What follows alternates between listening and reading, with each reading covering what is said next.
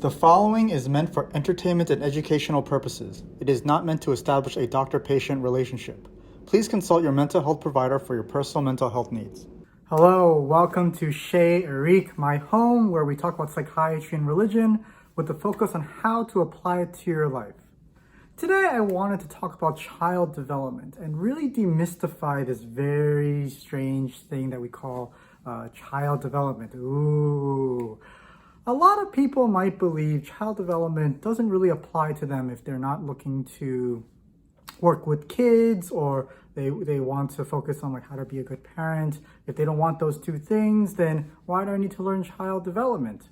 It's very true that people in those fields, whether it's parenting or working with kids through teachers or even counselors or child psychiatrists, they should learn child development and it would be really helpful. But I would make an argument that everybody should understand at least a little bit about child development.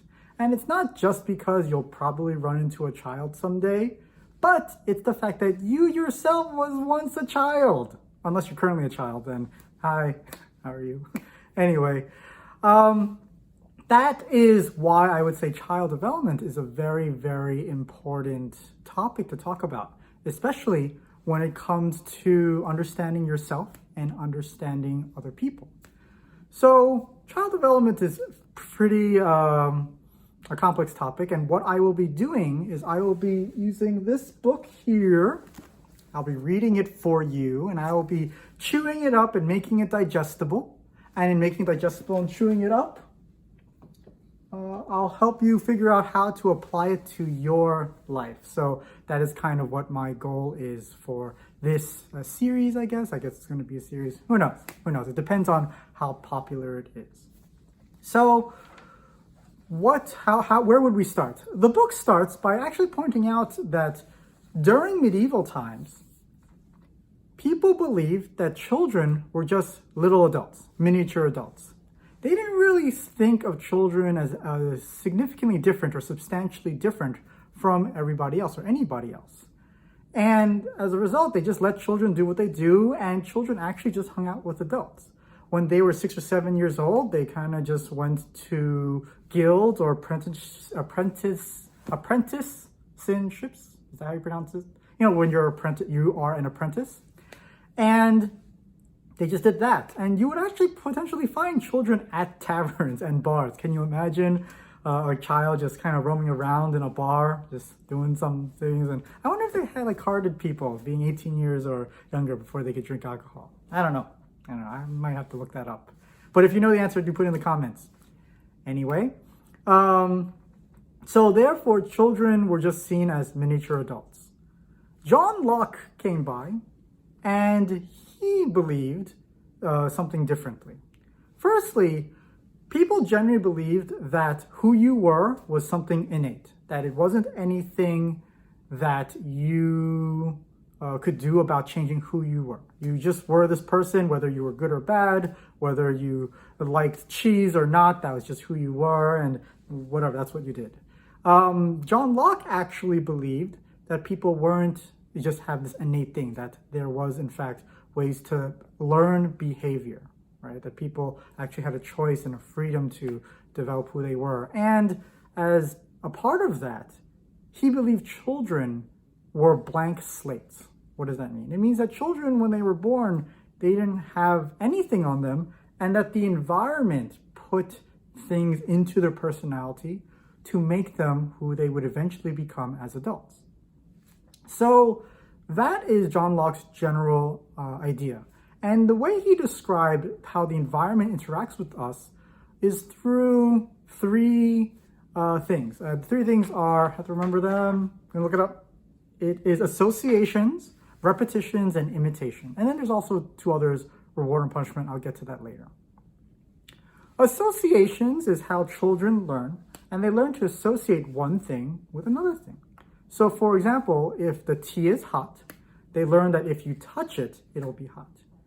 They understand that fire is hot, and that hot thing is heating the tea, and the tea is filled with water, and the water is boiling, then it's hot. So if I touch the hot tea, I will hurt myself. Therefore, don't touch the tea. because they associate tea being hot and hot being bad if you were to touch it. That's one of the ways we learn. Another way that we learn is through repetition.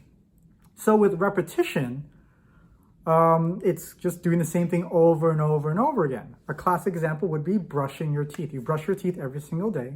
I hope you brush your teeth every single day. You should. That's good dental hygiene. You brush your teeth every single day. And through that process, when you're a kid, you learn it, and it eventually becomes a habit, and you just do it every single day, and you learn, and you repeat. Another way that we learned that John Locke talked about was through imitation. And as you can imagine, imitation is quite simply copying someone else's behavior. And we do that as children. And that's where we see kids acting like their parents. Oh, ha, ha, ha, you're acting like your father. Oh, that's what your mother would say. Things like that. And yes, children learn through just imitating other people. And that is simply how children learn. And those are the ways that children allow the environment to influence who they are. There's another part where John Locke talks about punishment and reward and punishment. That's a big thing with child development, but it's so big I can't talk about it in just one video. All right, so I will have to talk about it in other videos, and this will probably be a series. So I'm not going to talk about all of child development in one video. It'll be a different series over time. So today will just be about John Locke. So then, what does this mean? How does this kind of all fit? Well, what I find really interesting is that John Locke was born between, I think, 1632 to 1704. But imagine what was being a child like before that time. And think about that for a second. You were a child, you just did your own thing. How did people treat children at that time? You're running around in the bar, right? Maybe you saw a couple of, unsavory things or uncouth things or whatever, and you just kind of were left to your own devices. How would that make a child develop into an adult? And then as a developed adult, having that childhood experience, what would a society like that look like, right? Well, what kind of society does that build if as a child, everyone just treated you like an adult, when in actuality, you're very different from an adult? Very, very interesting, I would say. And also, what does the idea of God, of an all-powerful being, what does that idea mean to a 5-year-old versus a 10-year-old, versus a 15-year-old, versus an adult, although we theoretically don't have our minds fully developed until 26, right? The idea of God is going to be different at each of these stages of a child's life, and they're going to learn about things. But to what extent are we doing the right thing with children when we teach them in this very specific way versus another potential other way, or whether it's even appropriate to teach about God when they're such a young age and they barely understand that their foot exists, right? That's something that we kind of want to explore if we're trying to understand religion and how religion is learned over time. So, big takeaway for today, I would say is, take some time to think about how you developed and what your childhood was like, and potentially what you learned through associations, repetitions, and imitation, and how that made you into the person you are today. In fact, I would even challenge you and ask yourself, think about your belief systems and ask yourself what part of those belief systems were learned, and what part of those belief systems are something that you developed on your own. And also, are you still learning? And how are you still learning? And are you learning the way a child would learn, or are you learning the way someone else would learn? So things to think about, and there will be other videos on child development, especially if this becomes popular. And if not so popular, maybe I'll stop at whatever the popular ones are. All right. I'll talk to you later. I hope you're enjoying the new system that we have here with 2 videos per week. Do like and subscribe if you like this content. Trying to grow. Please help me grow. All right. And do comment on your thoughts about your childhood, whatever you want to share, and what your thoughts are with the material. All right. So talk to you later. I'll see you next time. Bye. I hope you enjoyed that video. And as you might know, I'm writing a book. I just finished my first draft and I'm working on how to get it published. 10-minute YouTube videos are really great and fun to make, but it's hard to go really deep in just 10 minutes.